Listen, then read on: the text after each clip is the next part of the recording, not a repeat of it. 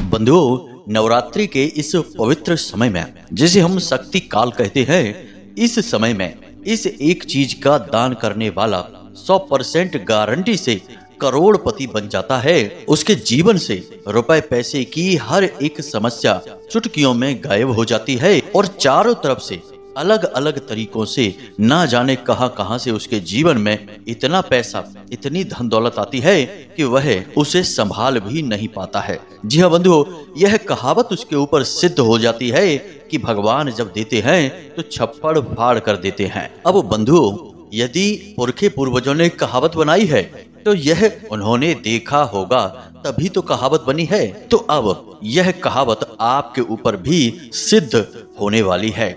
बस आपको करना यह है कि नवरात्रि के इस पवित्र काल में जब चारों तरफ देवी की पवित्र शक्ति का संचार हो रहा है, आपको चुपचाप बस यह एक चीज जो कि बेहद गुप्त है लेकिन बेहद शक्तिशाली है, इसे पूरे विधि विधान और नियम के साथ दान करना है। फिर इंतजार करिए, देखिए कितने बड़े चमत्कार घटित होने शुरू हो जाएंगे। तो जयकारा बोलो माता रानी का, जगत माई महामाई माँ भद्रकाली की जय बोलो, माता लक्ष्मी की जय बोलो। कन्या राशि वाले मित्रों, स्वागत है आप सभी का कन्या मंथन भिंड यूट्यूब चैनल में।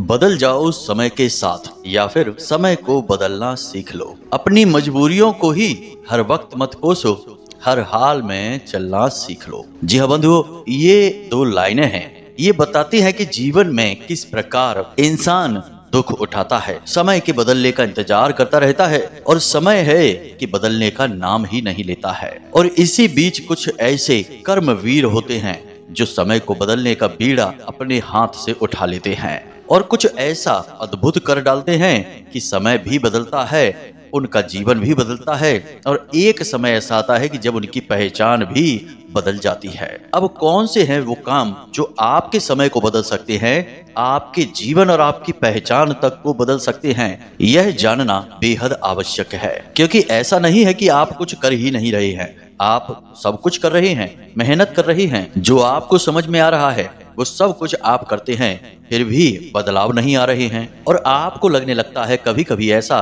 कि शायद आपके अंदर समझ ही कम पड़ जाती है, आप चीजों को समझ नहीं पा रहे हैं, कहीं ना कहीं कोई बड़ी गलती कर रहे हैं, इसीलिए पूरे काम मन से करने के बाद भी आपको सही परिणाम प्राप्त नहीं होते हैं। हर वक्त दुख, तकलीफ, असफलताएं और परेशानियां आपका पीछा करती रहती हैं। तो बंधुओं, यदि आप हमारे इन कार्यक्रमों को देखते हैं तो आपको कुछ इन बातों का अंदाजा होगा कि हम आपसे क्या कहना चाह रहे हैं। हम आपको यहाँ पर यह बताना चाहते हैं बंधुओं कि सब कुछ इंसान के वश में नहीं होता है। बहुत बड़ी शक्तियां और बड़े परिणाम या यूं कहें कि कार्य भगवान ने अपने हाथ में ले रखे हैं, क्योंकि वह जानता है कि यह इंसान इंद्रियों का गुलाम है। यदि सीधे तौर पर इसे कार्य का सीधा फल दे दिया तो यह ना जाने क्या क्या कर डालेगा। यह बिल्कुल वैसा ही होगा कि भगवान ने वरदान दिया तो अक्सर उसका दुरुपयोग ही होता है। तो अब भगवान वरदान इतनी आसानी से नहीं देते हैं, इसके लिए पात्रता को हासिल करना पड़ता है। और पात्रता कैसे आती है? अपने जीवन में कुछ जरूरी मूलभूत बदलाव करने के बाद। तो यदि आपको यह पता चल जाए कि यह पात्रता कैसे हासिल की जाती है तो आपके जीवन में सब कुछ आपके मन के अनुसार घटित होने लगेगा। ऐसा नहीं है कि भगवान को आपकी मेहनत का फल आपको न देकर आनंद प्राप्त होता है, उसे भी दुख होता है, लेकिन असल में कहीं न कहीं कुछ न कुछ आध्यात्मिक कोर कसर बाकी रह जाती है, जिस वजह से आधे अधूरे परिणाम आपको प्राप्त होते हैं। तो आज के इस वीडियो कार्यक्रम में हम आपको यही बताने जा रहे हैं और एक ऐसी शक्तिशाली चीज के बारे में बताने जा रहे हैं जिसका दान करने के बाद आपके अंदर वह पात्रता उत्पन्न हो जाएगी और फिर आपके द्वारा किए गए कर्म का ही बढ़ चढ़कर आपको फल प्राप्त होना शुरू हो जाएगा। यहाँ तक कि जिन कर्मों के फल आपके रुके पड़े हैं उनके भी परिणाम आपको मिलने शुरू हो जाएंगे।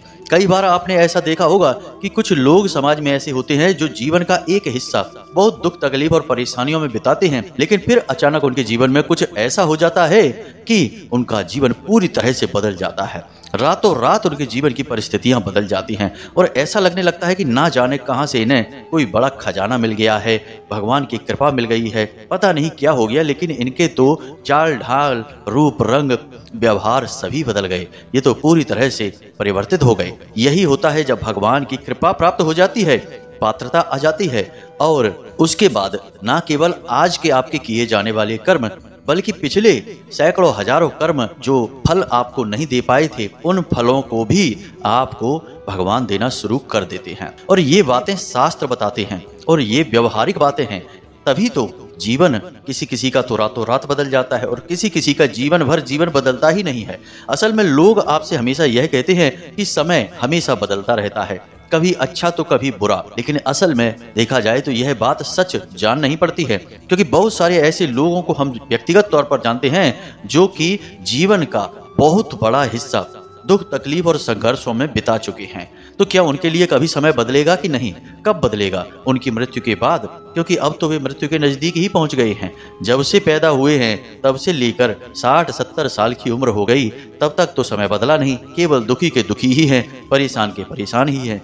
तो अब समय कब बदलेगा? और यह जो हम आपको बातें बता रहे हैं ये पूर्ण रूप से व्यवहारिक हैं। आप अपने आसपास देखें, आपको पता चल जाएगा कि बहुत सारे लोग तो ऐसे हैं इस संसार में जिनके लिए वक्त रुक सा गया है, किसी के लिए अच्छा और किसी के लिए बुरा। यानी कि कुछ लोग तो बड़े आनंद में जीवन जी रहे हैं और पूरा जीवन ही उनका निकला जा रहा है सुख, ऐश्वर्य और वैभव को भोगते हुए, और कुछ लोग ऐसे हैं जो कि ठीक इसके विपरीत दुख तकलीफ और परेशानियों में जीवन को जिए जा रहे हैं और आस लगाए हैं कि आज नहीं तो कल वक्त बदलेगा ही, लेकिन वो कल उनका आ ही नहीं रहा है। तो ऐसा कैसे हो सकता है? तो बंधुओं, हम यहाँ पर आपको बता दें कि यहाँ छोटी छोटी कुछ बारीक बातें हैं जिन्हें आप मिस कर रहे हैं। उन्हीं बारीक बातों को जब आप जानेंगे तभी आपके जीवन की गाड़ी तेज रफ्तार से दौड़ेगी और आपका वक्त बदलेगा। तो आपको इस कार्यक्रम को अंत तक देखना है, पूरा देखना है, क्योंकि इस कार्यक्रम को बनाने में हमने सचमुच में बहुत मेहनत की है और आपके लिए विशिष्ट ज्ञान और आपके जीवन को बदलने के लिए बारीक और छुपे हुए रहस्य लेकर आए हैं। तो आप यदि इसे पूरा देखेंगे तो निश्चित तौर पर आपका जीवन बदलेगा, आपको लाभ प्राप्त होगा और आपके चेहरे पर मुस्कुराहट आएगी। और यही तो हम चाहते हैं कि हमारे प्रयास आपके चेहरे पर मुस्कुराहट लेकर आए। जी हाँ बंधुओं, बहुत अच्छा लगता है जब आप लोग हमें मैसेज करते हैं और कहते हैं कि गुरुजी, आपके द्वारा बताया गया उपाय हमें बहुत लाभ पहुंचा रहा है, हमारी तकलीफ दूर हो गई, किसी का कर्जा चुक गया, किसी को नौकरी प्राप्त हो गई, किसी का विवाह संबंध सुधर गया, परेशानियां दूर हो गई। और इसी के लिए तो हम प्रयास कर रहे हैं, हमारा प्रयास सिद्ध हो जाता है और हमें बहुत अच्छा लगता है। तो बस बंधुओं, आप इस प्रयास में हमारा सहयोग करें। अभी तक कुछ ऐसे भाई बंधु और हैं जिन पर अभी पूर्ण रूप से इन प्रयासों का प्रभाव नहीं हुआ है, तो उन्हीं के जीवन को बदलने के लिए हम लगातार प्रयास कर रहे हैं और उपायों और क्रियाओं के साथ साथ माता भद्रकाली की सीधी कृपा भी उन लोगों तक पहुंचाने की कोशिश कर रहे हैं। नवरात्रि का यह विशेष पर्व चल रहा है, कई प्रकार के गुप्त और बेहद शक्तिशाली अनुष्ठान जो आप लोगों के सर्व मंगल की कामना के हेतु किए जा रहे हैं, उनमें हमारा हेतु केवल इतना है कि आपके जीवन में खुशहाली आए, आपकी इच्छाएं और मनोरथ पूरे हों। तो बस आप हमारा सहयोग करते रहिए, हमारे द्वारा बताई गई बातों को पूरा अवश्य सुनिए और जीवन में अवश्य उतारिए। ये बातें 100% काम करने वाली हैं, प्रयास जारी रखिए। जी हाँ बंधुओं, तो चलिए इस कार्यक्रम को अंत तक अवश्य देखिए और इसे सफल बनाइए। तो आज के इस कार्यक्रम को शुरू करें, लेकिन इससे पहले हम चाहते हैं कि आप माता रानी को आभार अवश्य व्यक्त करें। पूरे भक्ति, पूरे प्रेम, आदर के साथ, भाव के साथ कमेंट बॉक्स में लिख डालिए, जय माँ भद्रकाली कृपा करो।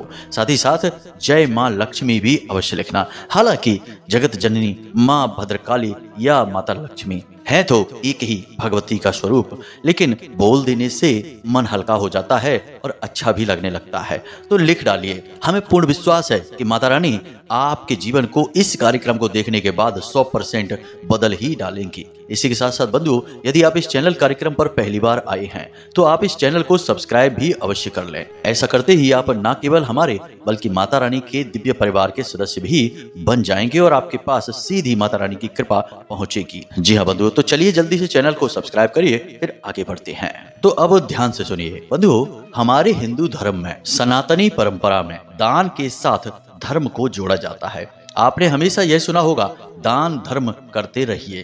दान धर्म का सबसे अभिन्न अंग है। तो अब दान का जब इतना बड़ा धर्म के प्रति जुड़ाव है, या यूं कहें कि दान का धर्म से इतना गहरा नाता है, तो इसके विषय में आपको सारी बातें बारीकी से जानना बेहद अनिवार्य है। और यह एक ऐसा मार्ग है जो आपको न केवल जीवन बल्कि जीवन के बाद के जीवन में भी लाभ पहुंचाता है। जी हाँ बंधु, दान के कई रूप होते हैं और आज के इस कार्यक्रम में हम आपको दान के एक ऐसे अद्भुत रूप के बारे में बताने जा रहे हैं जिसे आपको इस नवरात्रि में कम से कम एक बार अवश्य करना है। जी हाँ बंधु, जो भी व्यक्ति इस दान को करेगा उसके ऊपर माँ भगवती की सीधी स्पष्ट कृपा पहुंचेगी ही और उसके हर एक कार्य में उसे बढ़ चढ़कर कामयाबी प्राप्त होगी ही। अब यहाँ पर कुछ लोग ऐसे होंगे जो कहेंगे कि इसमें कौन सी बड़ी बात है, दान तो सभी करते हैं, हम भी करते ही रहते हैं, समय समय पर कुछ न कुछ दान कर ही देते हैं,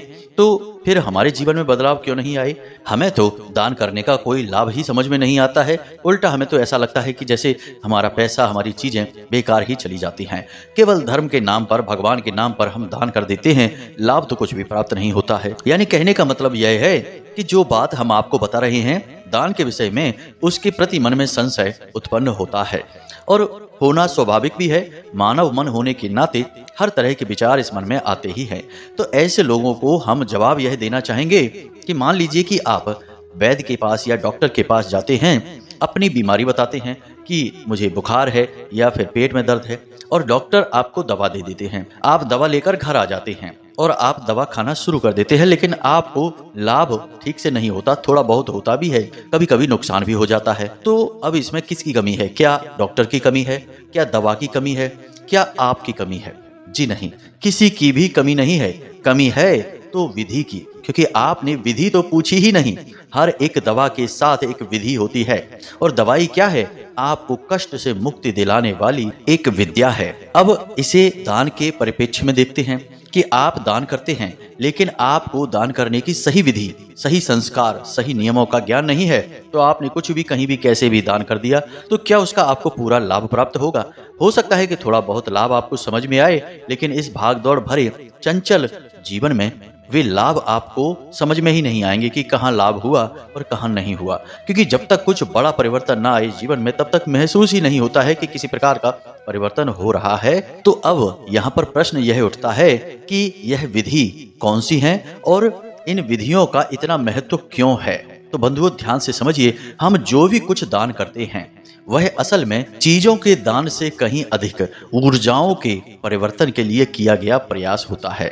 अब देवी देवता जिनसे समर्पित हम रहते हैं, पूजा पाठ करते हैं, जैसे कोई इंसान है जो भोले बाबा की पूजा कर रहा है, कुछ लोग हैं जो हनुमान जी की पूजा कर रहे हैं, तो ये इन देवी देवताओं की विशिष्ट ऊर्जाओं को जागृत करने की कोशिश करते हैं। और जब हम दान करते हैं पूजा पाठ के साथ साथ, तो इन विशिष्ट ऊर्जाओं के जागरण में मदद मिलती है।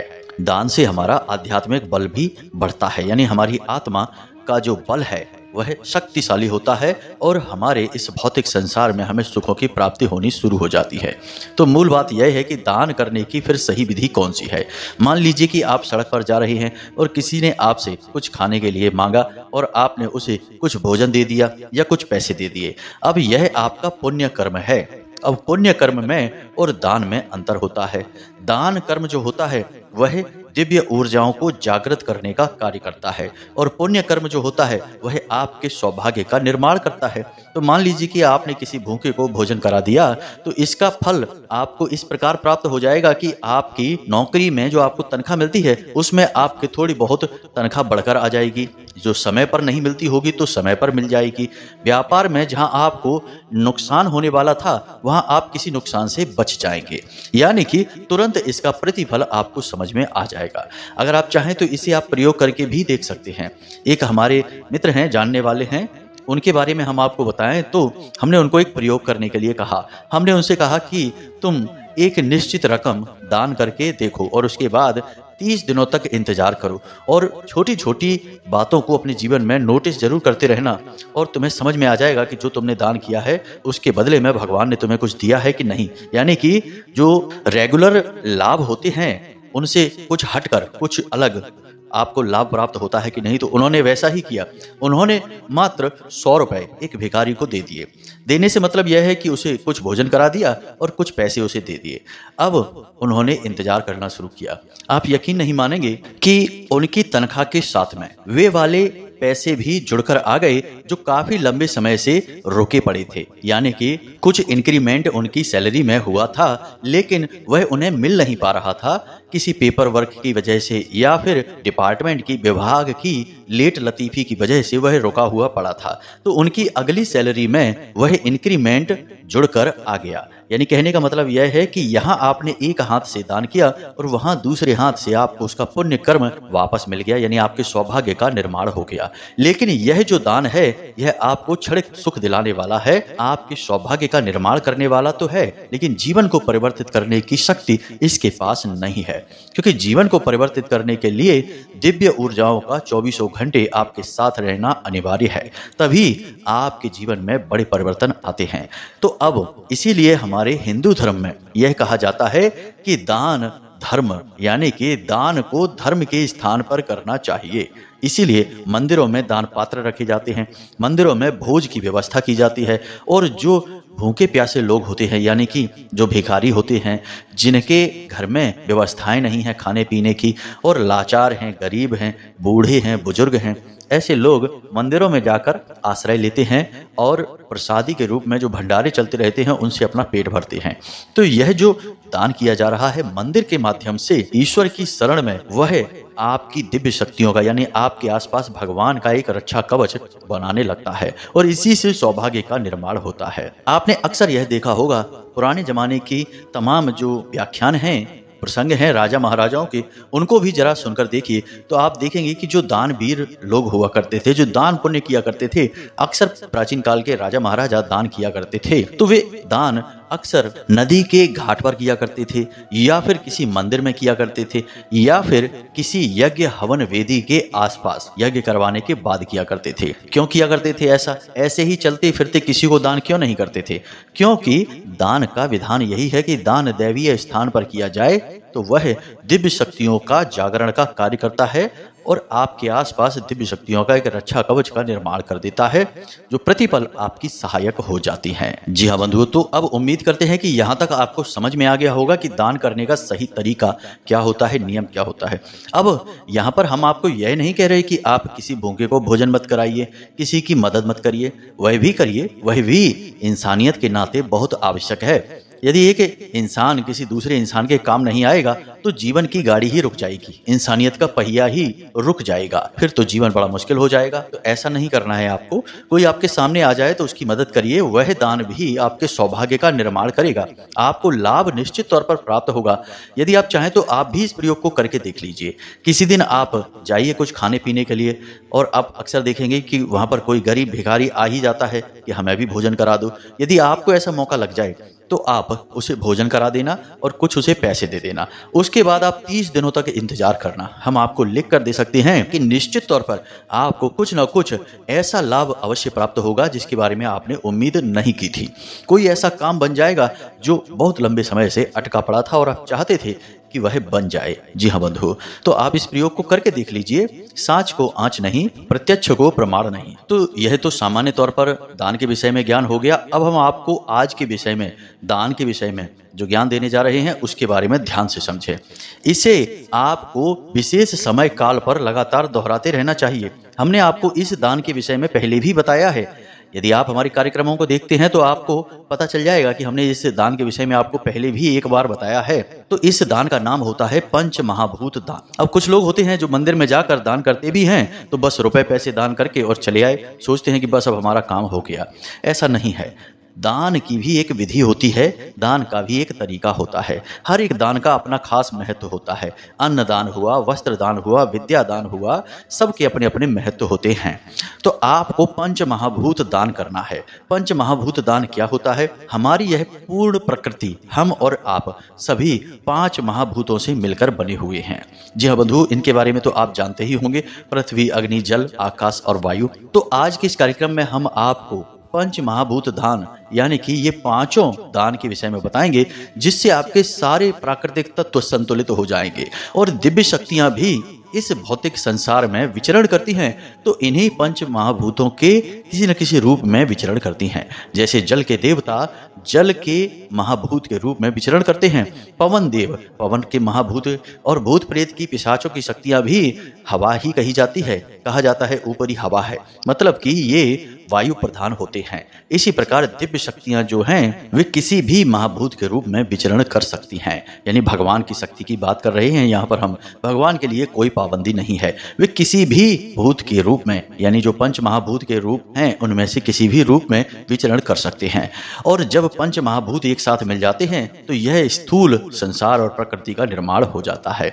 भगवान ने तो पंच महाभूतों को मिलाकर स्थूल संसार में जन्म भी लिया है, जिन्हें हम भगवान श्री कृष्ण और भगवान राम के रूप में जानते हैं। तो खैर यह सारी बातें आप समझते ही हैं। हम ये बातें केवल आपको इसलिए बताते हैं ताकि आपको सारा का सारा हमारा नजरिया समझ में आ जाए और आपको यह काम क्यों करना है, इसके पीछे जरूरत क्या है, यह भी समझ में आ जाए। जी हाँ बंधु, तभी तो आप किसी भी कार्य को करेंगे जब आपको उस कार्य के विषय में अच्छी तरह से ज्ञान हासिल हो जाए, पूरा ज्ञान मिल जाए। आधा अधूरा ज्ञान मिला तो आप वो कार्य करेंगे ही नहीं, और हम नहीं चाहेंगे कि आप उस कार्य को ना करें। हम चाहते हैं कि आप इस दान को जरूर करें, क्योंकि इसका आपके जीवन पर बहुत गहरा प्रभाव पड़ेगा ही पड़ेगा।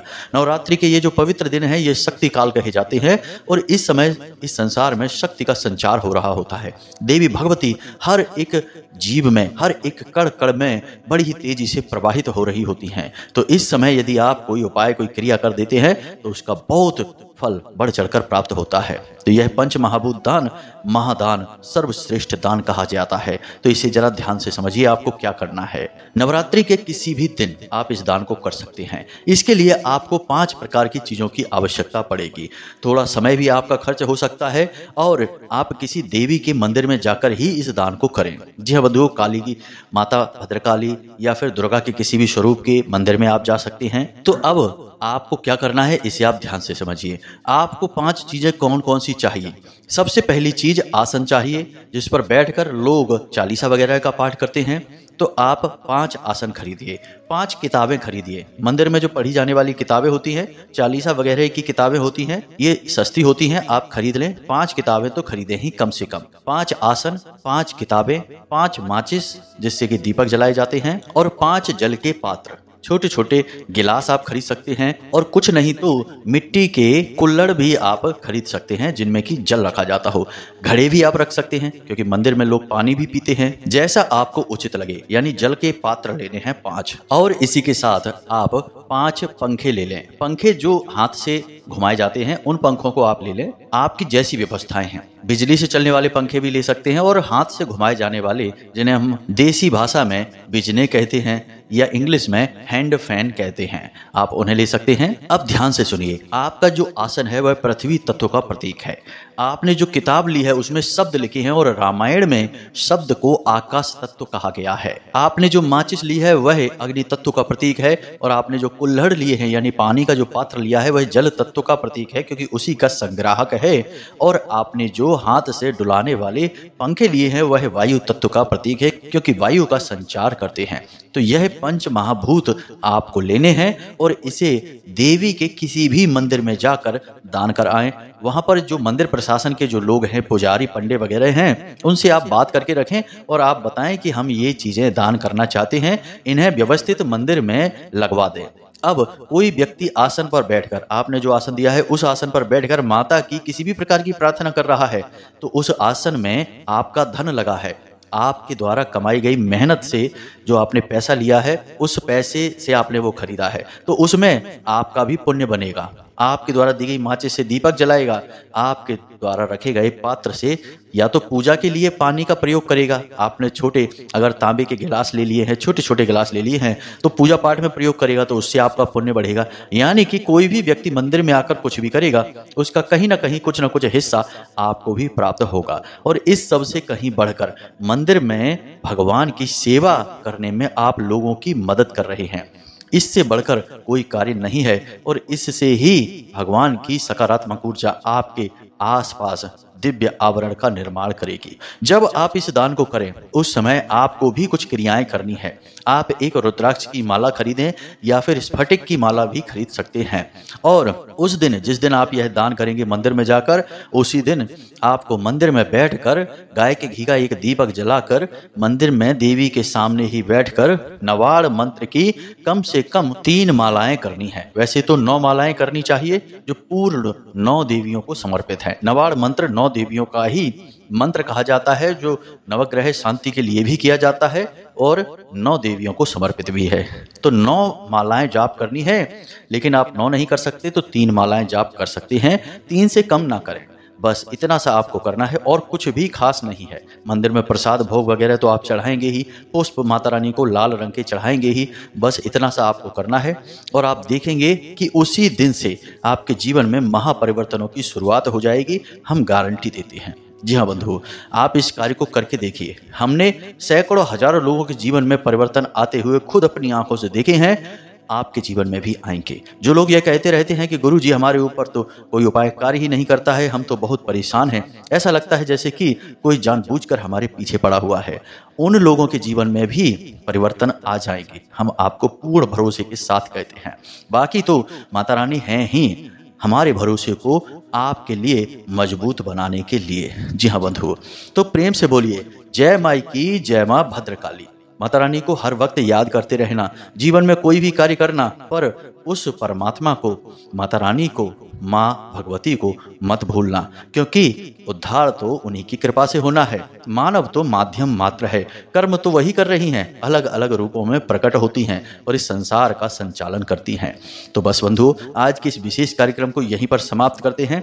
कोई मन में यदि प्रश्न उठे तो आप पूछ सकते हैं कमेंट करके, या व्हाट्सएप नंबर पर मैसेज करके भी पूछ सकते हैं। जब हमें समय मिलेगा तो हम निश्चित तौर पर आपके प्रश्नों के जवाब देंगे। अब असल में यह जो शक्ति काल है, इसमें थोड़ी हमारी व्यस्तताएं बढ़ जाती हैं, तो हो सकता है कि आपको जवाब देर से मिले, तो धैर्य बनाए रखना, अधीर ना होना। बाकी आप चिंता न करें, आप हमारे कार्यक्रम से, हमारे चैनल के माध्यम से हमसे जुड़ चुके हैं, तो बिना किसी प्रयास के ही माता रानी की आपको कृपा प्राप्त होगी। हम आपको कह चुके हैं कि हमारे यहाँ निरंतर अनुष्ठान, जप और तप चालू हैं और इन सब का पुण्य फल आपको ही प्राप्त होगा, क्योंकि माता रानी आपकी सहायक हैं। जी हाँ बंधु, तो अब आज के इस कार्यक्रम को यहीं पर समाप्त करते हैं।